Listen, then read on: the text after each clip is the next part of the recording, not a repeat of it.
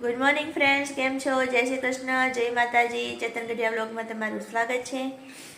જો અત્યારે વાગી ગયા છે 10:30 અને કામકાજ બધું પતી ગયું અને નવરા થઈને બેસી ગયા. અને આપણા કાવ્યાબેન સ્કૂલે વયા ગયા, ચેતનની ઓફિસ વયા ગયા. તો ચાલો હવે આપણે બ્લોગની શરૂઆત કરી દઈએ અને ઘરમાં બધા શું કરે છે ને એ જોઈ લઈએ. જો આ પપ્પા કઈક મોબાઈલ લઈને બેઠા છે.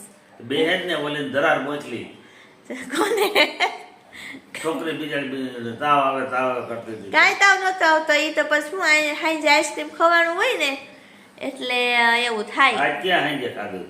એ પરમથી ખાધું તેની અસર કાલ થઈ હોય એવું હોય ને. એક દી પછી 24 કલાકની અસર થાય. મગર જેવું મોઢા કર ગોળી મારે 10 મિનિટ પછી મોઢે અને પૂછડીએ ગોળી મારે ને 10 મિનિટ પછી મગજને ખબર પડે કે ગોળી મારી હોય. એના જેવું છે. અમે કાવ્યબેન ને તો થોડીક વાર એવું લાગે દવા પીવડાવી દીધી હવારે એટલે આયલું ગયું. ને અહીંયા મમ્મી જો બેઠા છે. આખું બંધ કરીને કેમ બેઠા છો? ભગવાનની ભક્તિ કરે. ટીપા નાખ્યા છે. મેં કીધું ભગવાનની ભક્તિમાં તરબોળ છે. એ તો થઈ છે, કઈ નક્કી ન કહેવાય.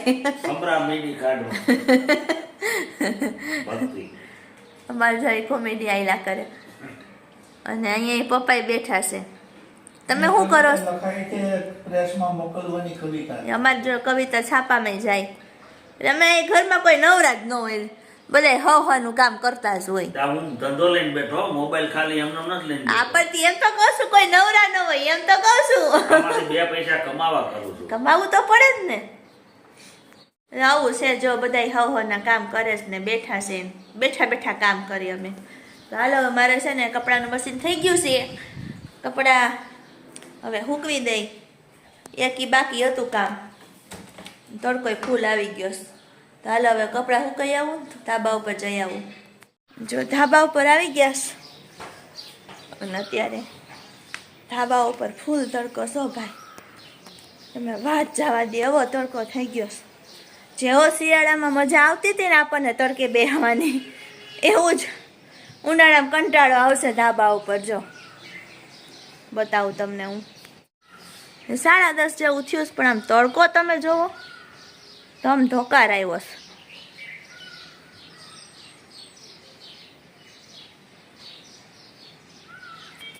દિવસે થોડોક તડકો લાગશે પણ સાંજ પડશે ને રાત પડશે ને એટલે ધાબા ઉપર જ આપણા ધામા બધાને આવશે. અને કેટલો ઠંડો ઠંડો પવન આવતો ને એવી મજા આવશે ને બેસવાની અહીંયા. તો આવું બધું છે. ચાલો હવે આ કપડાનો જો ઢગલો ખુશી મેં નાખ્યો જ છે, એ સૂકવી દઉં. તો જો ધાબા ઉપર કપડાં મેં સૂકવી દીધા જો. અને હવે છે નીચે જાઉં છું. પણ નીચે જાઉં ને પણ તમને એક વસ્તુ બતાવું. શું ખબર? જો આ માળો, ચકલીએ માળો બનાવ્યો છે. અંદર ઈંડું મૂક્યું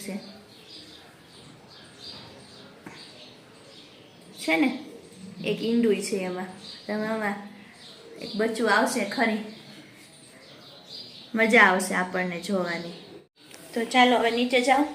અને છે ને અત્યારે એક બાજુમાં કથા છે સત્યનારાયણ ભગવાનની, તો એ કથામાં જવાનું. તો ચાલો થોડીક વાર જઈ આવું, પછી આવીને રસોઈ બનાવીશ. તો જો આપણા કાવ્યબેન આવી ગયા છે. શું તકલીફ છે મેડમની? કાંઈ તકલીફ નથી. તો સવારે થોડુંક તાવ જેવું હતું તો સારું છે? ના, હાવ ખોટી ના સાચું નથી. ત્યાં મને ચેક કરવાની. કાંઈ તાવ નથી. ના, તો જો તારે એક કામ કરવાનું છે. અત્યારે જમી લેવાનું છે. જમીને તારા પપ્પા કહીને ગયા છે કાવ્યને સુવડાવી દેવાની છે. મોબાઈલ બિલકુલ જોવાનો નથી, બરાબર ને? હા તો કે હું નહીં કરવાનું. શું કર્યું સ્કૂલમાં? ડાન્સ પ્રેક્ટિસમાં લઈ ગયા હોય. લઈ ગયા તા? કરી? અને નીચે છે ને હા. હોલમાં લઈ ગયા હતા. તે કરી? હા. તને આવડી ગયું? છે તો ટીચર કે આજે જે શિવશંકર માં કાવ્ય બહુ ફાસ્ટ કરે.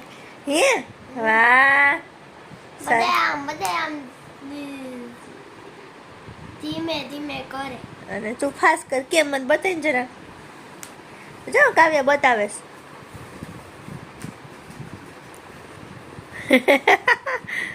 એટલો ફાસ્ટ. વાહ સરસ ચાલો તો હવે જમી લઈએ કપડાં ચેન્જ કરીને જમવા બેસજા તો જો ફ્રેન્ડ સાંજની રસોઈનો ટાઈમ થઈ ગયો છે અને આજ છે ને કંઈક ચટપટું ખાવાની ઈચ્છા થઈશ તો બધાની ઈચ્છા છે આપણે પાઉંભાજી બનાવીએ તો ચાલો પાઉંભાજી બનાવવાની તૈયારી કરી લઈએ અને એની રેસીપી તમારી સાથે શેર કરું છું તો સ્કીપ કર્યા વગર જોજો આપણે વટાણા ફોલી અને અલગથી બાફવા માટે મૂકી દીધા છે અને આમાં બધું શાકભાજી છે ને સુધારી લીધું છે રીંગણા છે બટેકા છે ફ્લાવર છે અને કોબી છે અને કેપ્સિકમ નાખ્યું છે બસ તો હવે આને છે ને આપણે શાકભાજીને ધોઈ અને એને પણ બાફવા માટે મૂકી દઈએ આ શાકભાજી ધોઈ લીધીશ અને કુકરમાં નાખી અને હવે થોડુંક છે ને હળદર અને થોડુંક એવું મીઠું નાખી અને બાફવા માટે મૂકી દઈએ 3 સીટીમાં તો છે ને બફાઈ જશે આ કુકરની અંદર વટાણા બફાઈ ગયા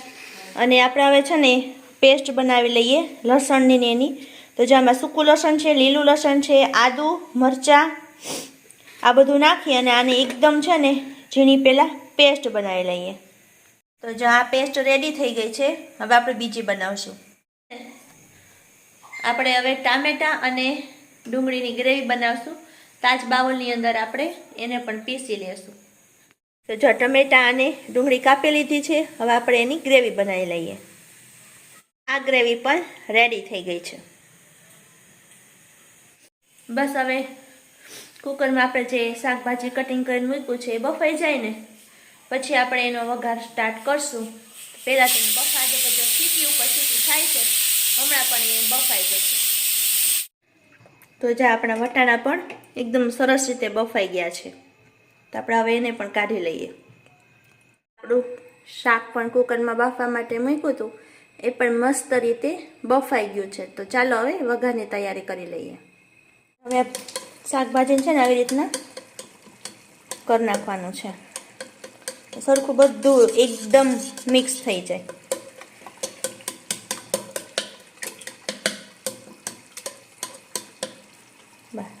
હવે આને વઘાર લઈએ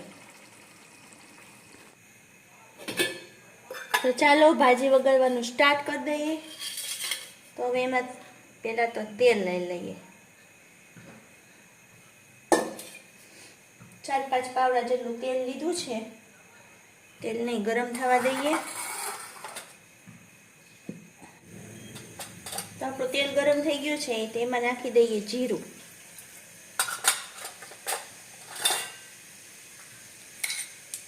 થોડીક હિંગ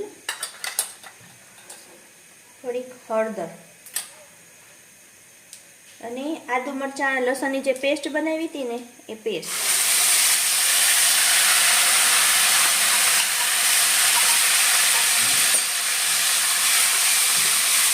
સરસ રીતે હલાવી દઈએ થોડીક વાર ચડવા દઈએ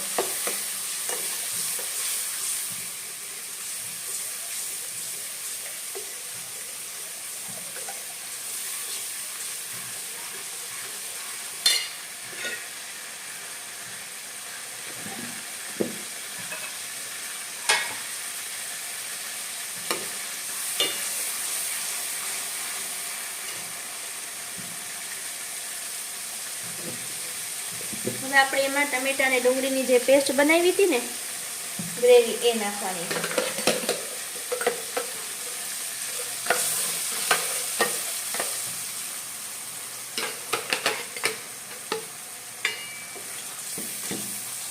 અને ચડવા દઈએ તેલ છૂટું થાય ને ત્યાં સુધી આપણે એને ચડવા દેવાની છે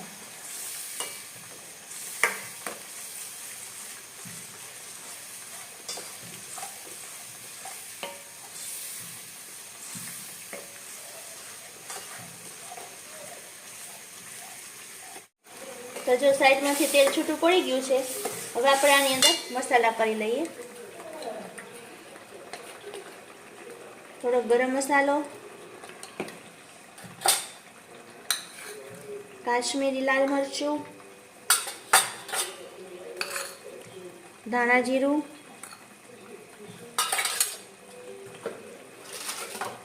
પાવભાજી મસાલો અને સ્વાદ અનુસાર મીઠું. હવે આ બધું આપણે મિક્સ કરી લઈએ.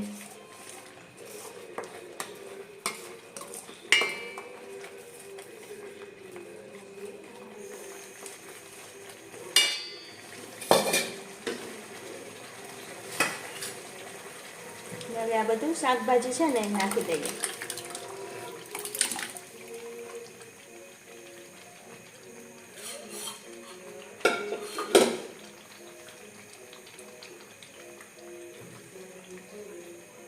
બધું મસ્ત રીતે મિક્સ કરી દઈએ.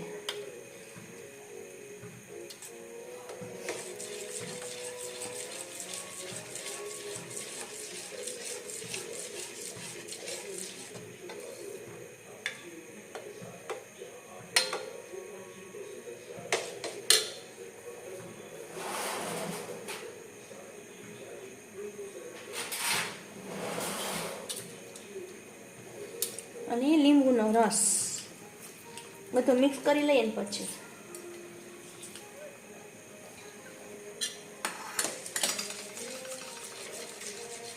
બધું સરસ રીતે મિક્સ કરી અને થોડીક વાર ચડવા દઈએ.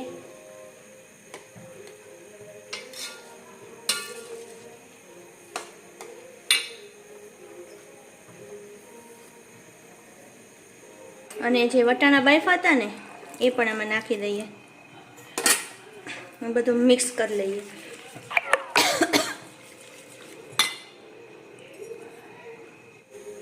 ને ઉપરથી નાખી ધાણા ભાજી. તો તૈયાર છે આપણી પાઉંભાજી. તો પાઉંભાજી બની ગઈ અને હવે બધા હમણાં જમવા માટે બેસી જઈએ. તો ચાલો આપણે આ સાથે આજનો વિડીયો અહીંયા પૂરો કરી દઈએ. નેક્સ્ટ વિડીયોમાં પાછા મળશું. ત્યાં સુધી બધાને જય શ્રી કૃષ્ણ, જય માતાજી.